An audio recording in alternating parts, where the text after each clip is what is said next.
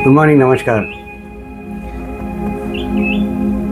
जैसे आप जानते हो, मैं हमेशा अपने अनुभव, अपने एक्सपीरियंस के बारे में बात करता हूँ और कभी कभी ये एक्सपीरियंस आपके सामने लाने के लिए थोड़ा सा वक्त लग जाता है। सो प्लीज़ डोंट वरी, मैं गायब नहीं हो चुका हूँ। बस कभी कभी मुझे थोड़ा सा क्वालिटेटिव मटेरियल चाहिए इन टर्म्स ऑफ एक्सपीरियंस, ताकि मैं आपके सामने ला सकूँ। वरना there is plenty to read, आप देख सकते हो, पढ़ सकते हो और खुद समझ सकते हो। तो एक और एक्सपीरियंस जो बहुत टाइम बाद मैंने देखा और यहाँ छू गया मुझे। मैं एक फंक्शन में गया था।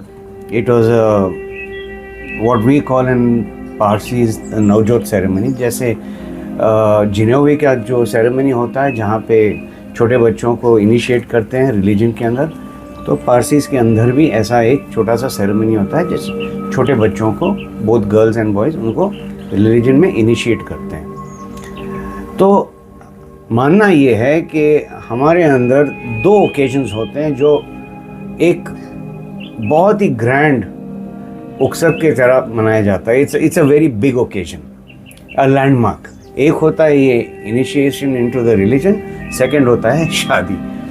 दीज आर ओनली टू, जहाँ पे लोगों को बुलाते हैं, खिलाना पिलाना, रिश्तेदार आते हैं, and it's a chosen date. So anyway, going forward, तो मुझे ये इनवाइट मिला था from very old family friend जो मेरे पिताजी के साथ काम करते थे when he was in service. तो बुजुर्ग आदमी हैं, उनके ग्रैंडसन का ये छोटा सा ये सेरेमनी था, तो बुलाया गया था। सो आई वेंट एंड मैं इनसे मिल रहा था। मैं उनके सामने, I have grown up in front of him, अब मिल रहा हूँ उनसे। बुजुर्ग हो चुके, I think he must be in his late mid 70s और लेट 70s। तो बहुत ही आदर से आकर मिले मेरे से, आई मीन झुक कर, you know, it was so pleasing to see someone that senior, established person to come down and greet you with so much of warmth. एक comfort था from the first moment we met. तो उन्होंने मुझे स्वागत किया। ये open air था, बिठाया और फिर गपशप शुरू हुई। क्या करते हो, कहाँ हो आजकल, वगैरह वगैरह। तो मैंने बताया कि मेरा बैकग्राउंड क्या है, कि मैं काउंसलर हूँ, ट्रेनर हूँ, ड्रोन इंस्ट्रक्टर हूँ, पायलट हूँ। तो उन्होंने बोला बहुत अच्छा। तो फिर अचानक उन्होंने मुझसे बोला आपसे एक सलाह लेनी थी। आई वॉज सरप्राइज, ऐसे सलाह मुझसे। Then he gave his background कि वो करते क्या हैं। तो पता ये चला कि उनकी एक कंपनी है एलाइड हेल्थ सर्विस, जहाँ पे हेल्थ केयर इक्विपमेंट बेचते हैं। He is one of the biggest distributors in the city और 30 साल से ये कंपनी चल रही है। और हेल्थ केयर के जो एम्प्लॉयज़ होते हैं वो बहुत ही स्पेशलाइज्ड होते हैं, और ख़ास करके हेल्थ केयर इक्विपमेंट वाले। तो लॉन्ग स्टोरी शॉर्ट, उन्होंने ये कहा कि मेरे बहुत पुराने एम्प्लॉयज़ थे 2-3, वो अचानक बोले कि हमें आगे चलना है, we would like to resign and try new avenues. तो उन्होंने एक बहुत ही बड़ी मल्टीनेशनल कंपनी को ज्वाइन किया। अब भाई ग्रोथ का मामला है, सैलरीज अच्छी मिल रहे हैं, तो रोक तो नहीं सकते। तो उन्होंने बोला मुझे जाना देना पड़ा है, सर प्लीज़ कैरी ऑन। हुआ ये कि 3 महीने बाद ये लोग वापस आ गए और सेड कि प्लीज़ हमें वापस ले लो, क्योंकि उनको ये पता लगा कि वहाँ जम नहीं रहा है। जिस तरीके का इस प्रीवियस कंपनी में इस जेंटलमैन के साथ जो सेंस ऑफ बिलोंगिंग थी, एक अपनापन था, freedom to work, freedom to cultivate clients, ये सब वहाँ पे नहीं हो सकता था। उल्टा माइक्रो मैनेजमेंट, प्रेशर, ये सब आया था, उनके ऊपर लागू हो रहा था। सैलरीज में भी double, but at what cost. तो उन्होंने वहाँ छोड़ दिया और वापस आ गए और पूछ रहे थे प्लीज़ टेक अस बैक। तो ये साहब मुझे पूछ रहे हैं कि आप बताओ मुझे इनको वापस लेना चाहिए या नहीं। I am not getting into मैंने क्या बोला, मैं ये मुद्दा उठाना चाह रहा हूँ कि ये जो सीनियर बंदा है, उम्र में मेरे से बड़े हैं, एक्सपीरियंस में बड़े हैं, ये मुझसे राह ले रहे हैं।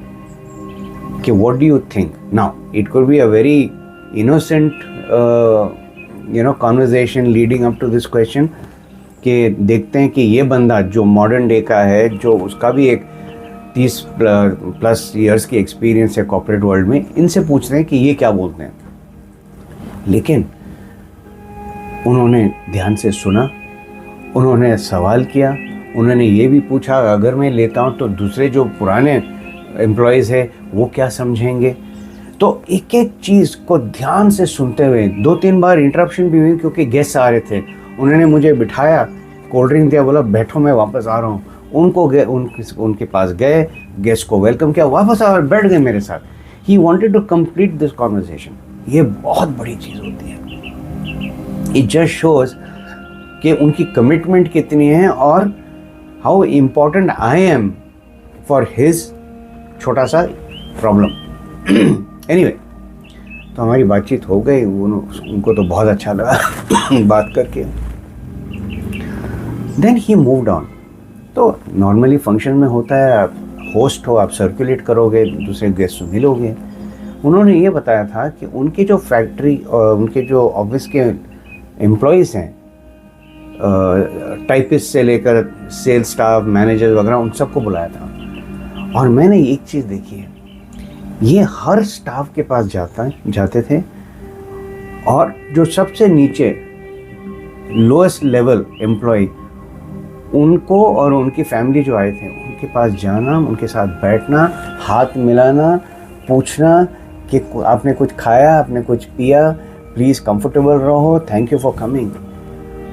और ये जो चीज़ थी, ये मैनरिज्म, ये सेंसिटिविटी, ये मुझे छू गई कि एक CEO, एक फाउंडर ऑफ एन ऑर्गेनाइजेशन छोटे से छोटे मुलाजिम को इतने प्यार से, इतने कंफर्टिंग तरीके से उनको वेलकम करते हैं, उनकी खातिरदारी करते हैं, उनके साथ बैठ के बात करते हैं, स्पेंडिंग टाइम.